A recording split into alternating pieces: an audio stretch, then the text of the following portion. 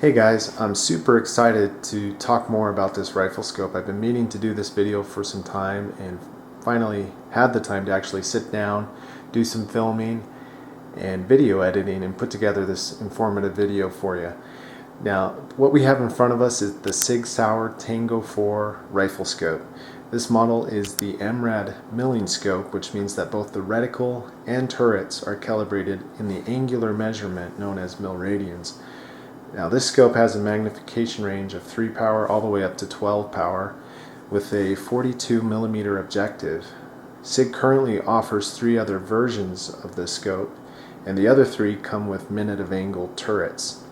They also come in a variety of reticles, which include the MOA milling reticle, 300 blackout horseshoe dot reticle, and also a 5.56 and 7.62 NATO reticle. Now personally, I'm not a huge fan of BDC style reticles. I prefer a mill-based reticle such as this one, and also prefer having the reticles and turrets match. And so what I mean by that is if I have some sort of reticle that's subtended in mil-radians, then I also want the turrets to be configured in mil-radians as well. So that's why I chose the Mrad Milling version. It's just what I prefer, and so that's the one we're going to talk about today. Now, I've been pretty impressed with what Sig has been putting out on the market. Not only is Sig known for making exceptional firearms, I've been impressed with their Kilo series of rangefinders and own the Kilo 2000 and just absolutely love that rangefinder. I've also used their ammunition and now this rifle scope. So I think Sig is doing some really awesome things, and I'm excited to talk a bit more about this rifle scope. So let's go ahead and talk about the price on these rifle scopes. As I'm filming this video, it's late 2016 and we're just about ready to transition into the new year. On Sig's website, these scopes retail for $899, though most places you can generally find them for about $750. Hopefully they keep the price around that $750 price point, because I think as far as the features and the value you get for the money spent on the scope, it's a phenomenal deal. So again, we'll see what Sig does in the near future, if prices increase or perhaps they even decrease, who knows. But we'll just have to see as the new year approaches and what kind of changes Sig will make on that price. So let's talk about the scope and some of its specs and features. This Tango 4 has a 30mm tube, 42mm objective, quick focus reticle, side focus for parallax, illuminated reticle with 8 daytime and 2 night vision settings with Motek technology, and I'll talk about that in greater detail a bit later. Turrets with 5 mils per revolution, a revolution indicator on the elevation turret, lockdown zero stop system, fiber optic indicator on the magnification power selector ring, bikini style lens covers, SPT turret, which stands for Sig Ballistic Turret, which basically allows you to receive a customized elevation turret, a 5-year warranty on the electronics, and Sig's infinite warranty on the optic. It also comes in this unique graphite color, which I think is pretty cool. The scope weighs in around 24.4 ounces, and that's based on Sig's website. Their website also states that this model has 40 mils of adjustment.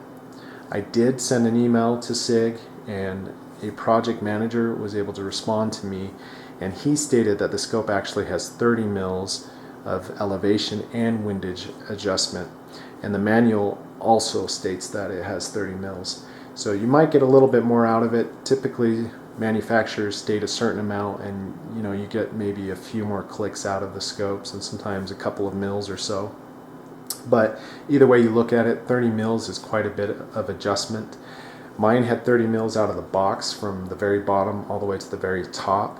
However, looking back, the zero stop was set and installed, so I'm not sure if I had played with that zero stop, if I would have gotten a few more clicks out of it, I'm not sure. But at least you're getting 30 mils, which is a pretty awesome amount when you think about it from a 30mm scope.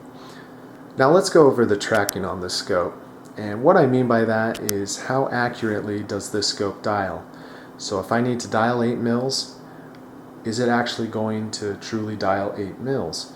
For me, this is the most important aspect of a rifle scope, assuming of course that the scope can hold its zero. Now don't get me wrong, good glass is very important to me. I love an optic with phenomenal glass, but for me, I truly want a scope that dials and dials true. Now, assuming it does dial what it's supposed to, it needs to be consistent. It needs to be repeatable. I don't need it to dial, on Tuesday nights and then occasionally every other weekend. I need it to dial what it's supposed to and dial all of the time. So for me, that aspect of a rifle scope is the most important. So we did conduct a tracking test and the scope performed extremely well. We basically dialed up a mil at a time, maintaining the same point of aim, and all the shots landed where they should. They were all a mil apart. And my buddy and I that did this tracking test, we were both very impressed by it.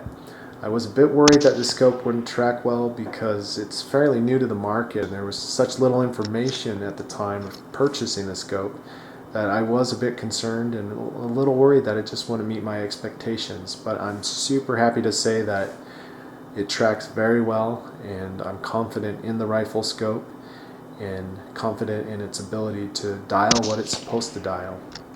We also did a return to zero test, which basically involved us shooting multiple distances or varying distances out at extended ranges and dialing the turrets a few revolutions up, and then coming back to the original zero and firing a group to confirm that the scope still maintained its original zero and returned to zero. And as far as those results go, I'm very impressed. We were basically shooting, ragged hole groups when returning to zero. So I'm very confident in the scope's ability to dial out to range and then get you back to your original zero so you don't lose that. All right, guys, I wanted to give you an idea of what these turrets feel and sound like.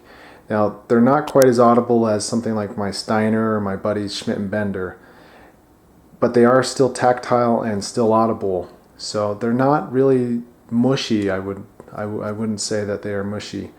They do have a nice click to them, but again, not quite as nice as some of your really high-end rifle scopes. So I'll go ahead and dial a few mils.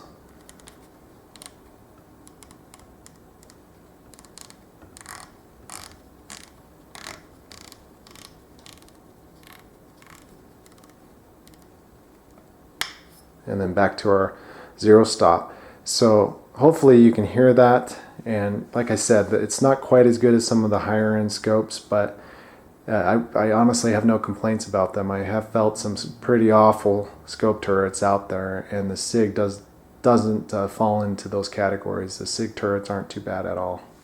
Now, overall, I think the glass on the scope is quite good. Now, it's not Schmidt and Bender quality, but considering how affordable this scope is compared to a Schmidt and Bender Police Marksman 2, the glass isn't too bad on it. Now, I plan on using this rifle and the Sig scope for deer hunting this coming year. In 2016, during the deer hunt, I was able to take a deer, and I used a different rifle, but used a Bushnell long-range hunting scope on it. And the model I was using is the 3-12 magnification power with the 44mm objective, so just a slightly larger objective than the Sig Sauer scope. I was actually able to compare those two scopes on that particular day when we were comparing various rifle scopes. And even though the Bushnell is more expensive than the Sig's glass, appeared to be every bit as good as the Bushnell. And I wasn't the only person that thought that. Basically, everybody looked through the rifle scopes, made their decisions, and then we discussed them later so that, one person's decision didn't really influence the other person's decision.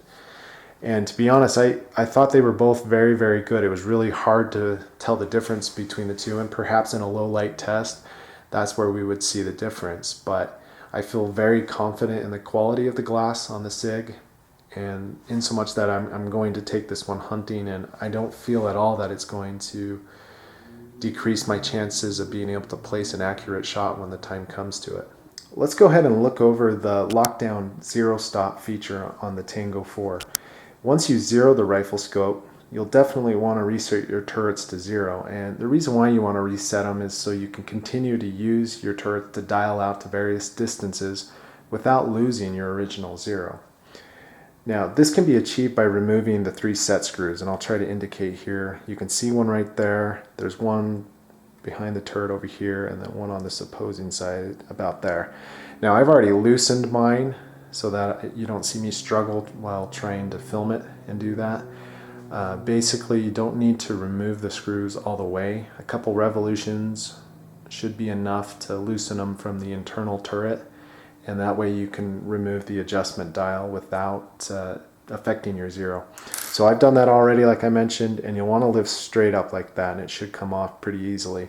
You don't want to turn it side to side or rotate it, because if you have not loosened them enough, it can still be gripping onto this internal turret and then affect your zero and potentially lose your zero by a few clicks or so.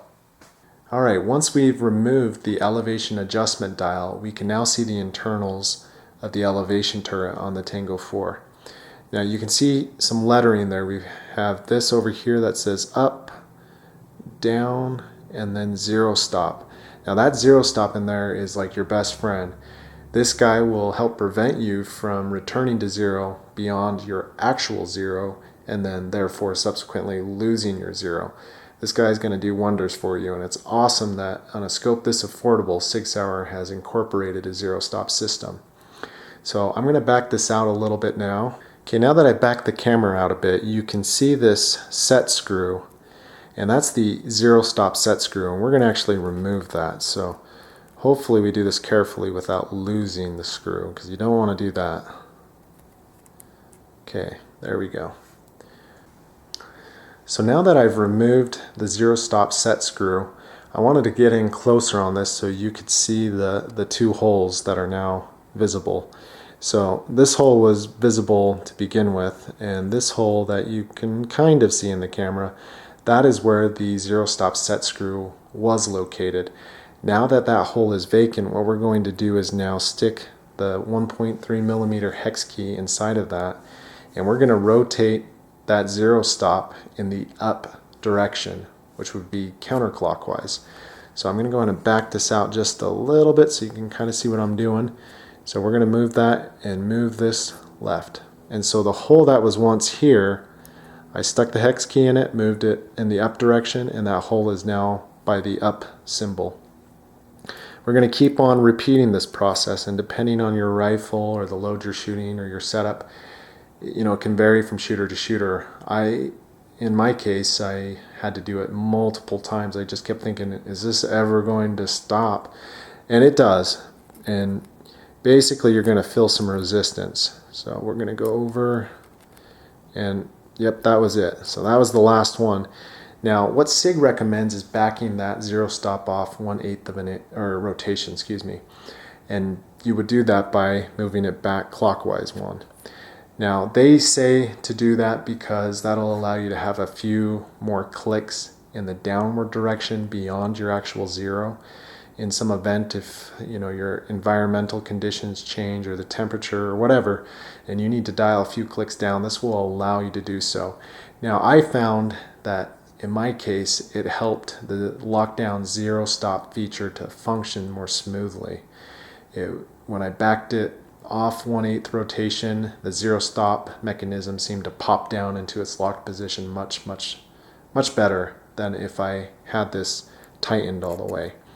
So rather than keeping it up there and going as tight as you can, stick that hex key and back it off 1/8 rotation, and you should be good to go. So once you've backed off that zero stop 1/8 of a rotation, you can then reinstall the zero stop set screw using your 1.3 millimeter hex key, and that'll lock that zero stop into place and allow you to reinstall now your elevation adjustment dial.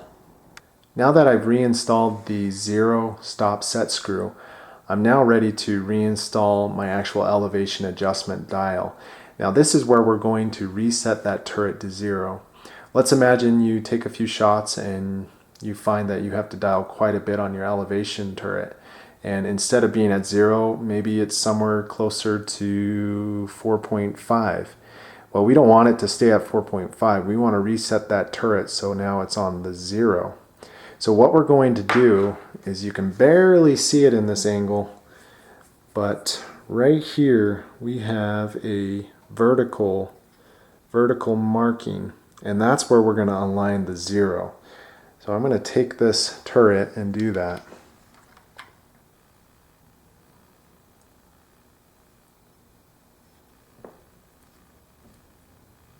Okay, Now once that is lined up perfectly, we're going to tighten all 3 of those set screws, and then we're set. We've reset that turret to 0 and we have a 0 stop installed. So let me go ahead and demonstrate how this lockdown 0 stop functions. So right now we are in our zeroed position. So the turret's reset to 0. We're now ready to dial out to whatever distance. So let's say I need to dial out 2.5 mils. So to unlock the turret, we're simply going to pull upward on that. And all you have to do is dial at least 1/10 of a mil. In doing so, that turret's going to go from its locked position to its unlocked position and stay there. And so now you're free to dial. You don't have to apply upward pressure. You don't have to worry about mistakenly locking the turret. You know, I've done that on other rifle scopes where you'd pull up to unlock it, and when I was rapidly trying to dial the elevation, I would, you know, unintentionally push the turret back down into its locked position. I can no longer dial until I unlock the turret by pulling upward on it. So let's say we need to dial our 2.5 mils. We dial the 2.5 mils, we shoot, it's a hit. I'm now ready to return to 0. So I'm going to dial this back. And right there, it locks it down. So now I can't rotate the turret at all. Well, I mean, it moves slightly, but I can't dial anything on it. So again, you lift up, dial, come back, and you can hear it click back into its locked down 0 stop position. So there is our 0. Now if I needed to dial down, I can lift up and I can go, it looks like just 2 clicks is all. If you take a look at the elevation turret, there's a small little window. And below that window, we have a series of numbers with vertical lines above them. Now those lines are basically to tell you which revolution you're on. Now, traditionally, a lot of the scopes have horizontal lines that are exposed, and that tells you as you dial upward in elevation, it exposes more of those horizontal lines and tells you which line you're on. Or when you achieve your initial 0, you can reference that number, and it's usually useful to make some type of note of it, especially if you don't have a 0 stop. But that'll tell you where your 0 is and which revolution you're on.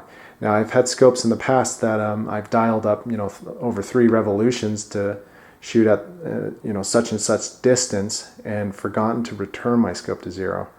And that can be painful for you to realize that when you're out shooting your next time and you realize that you don't remember where your 0 is. So always write that down or make a note of the revolution that you're on when you achieve your 0, especially if you don't have a 0 stop. Now, as we dial upward on this turret, that line is going to continue to move. So originally we were on 4, and now we are on 6. So that tells you which revolution you're on. So luckily, like I said, this scope has a 0 stop, and it locks it down for us. So we don't have to lose track of where our 0 is. Pretty cool feature by Sig. You can also get an SPT Dial, which stands for Sig Ballistic Turret. And that basically replaces the turret that came with the rifle scope. And what you're going to do is contact Sig. You're going to provide them with your bullet specifications, your ballistic coefficient, muzzle velocity, elevation, and other environmental factors. And what they're going to then do is calibrate a custom dial for your scope.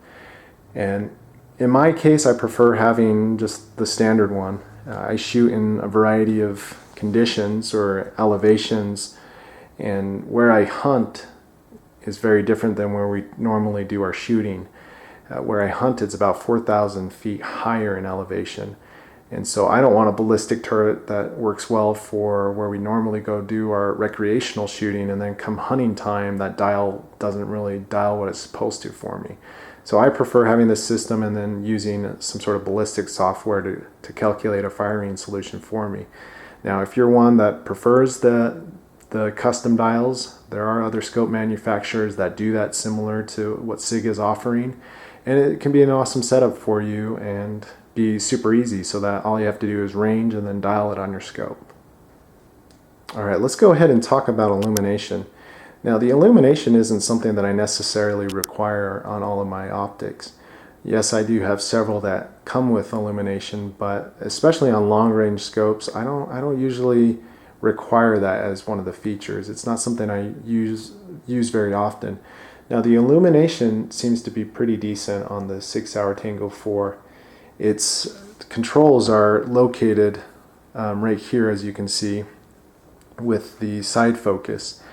And that does make it a little bit harder to get to the side focus, especially with this silly bubble level I have installed. But the controls for the actual illumination are quite simple. And basically Sig chose to make these little squares, and the ones that are filled in, that actually means that that is an illumination setting.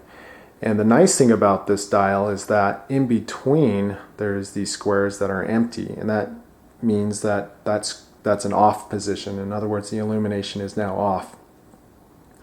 So rather than having to go all the way back to 0 to turn it off, all you have to do is a click either way and that will turn off. Now we have our night vision settings, and then as we rotate, the squares get progressively larger, indicating that this is brighter. To install the battery, you would just remove this cover here. And I don't want to do it because I'm already holding the rifle, but basically you'll remove that battery cover, install the CR2032 battery, and Sig was kind enough to include one. And then the actual cover itself has a spot you can keep a spare battery, which is kind of nice, especially if you get out in the field and you're relying on having that illumination and the battery's now died on you. You can quickly swap it out and you're in business again. So let's go ahead and talk about that MOTAC feature. What that stands for is motion activated, and basically when you use the illuminated reticle, after 2 minutes of rest, the reticle will actually shut off. And it does turn on automatically once it detects movement, but I've kind of got mixed feelings about this feature. I totally understand the concept of battery life preservation. In fact, I'm known for killing a lot of batteries. On my AR-15s, I used to have red dots, and I would leave them on, and then the next time I'd go out shooting, I'd find that they were dead, and it kind of sucks to be at a competition, especially if you forgot to bring your spare batteries or ran out of them. Luckily, I'm better about it now, and I even have red dots that have an auto shut-off feature. But those take several hours to activate, so the red dot will remain on for several hours. Now, 2 minutes, that went by pretty quickly. In fact, we were just testing the illuminated reticle and totally forgot about the motion activated feature, and it shut off on us. And at first I thought, no way, that battery can't be dead already. And then I realized, oh yeah, it has this motion activated feature. And so I kind of moved the scope side to side, up and down, while trying not to lose track of my actual target I was looking at, and it wouldn't activate the light. So I had to physically kind of lift my rifle and shake it a little bit, and then it turned back on.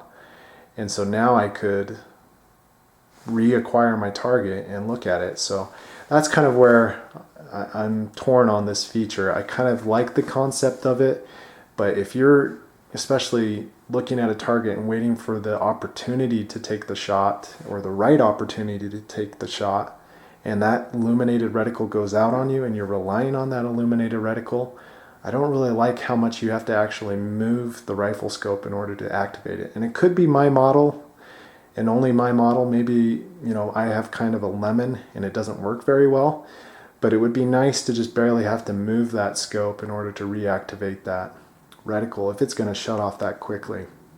Now again, 2 minutes may be plenty of time for the rest of you, or the amount of moving in between shots that you're going to do may be sufficient to reactivate that light or keep it constantly on. But I wish there was kind of a way to either activate or deactivate that feature. Let's go ahead and talk about the magnification selector ring. This guy moves quite easily. I'm very impressed with how smooth it is, and they used, in my opinion, the right amount of tension on that. It's just really, really smoothly operated, and it doesn't take a ton of force to move that. It doesn't take any vice grips to clamp on there and move that. And the diopter moves very smoothly as well. They did a great job there to do the focus for the reticle. Now the one that takes a little bit more strength to move, and it's not like it's impossible, but it's this side focus here to try to eliminate parallax. And it does take a little bit more strength to move than I would have liked. Obviously it's not impossible, as you can see I'm doing it.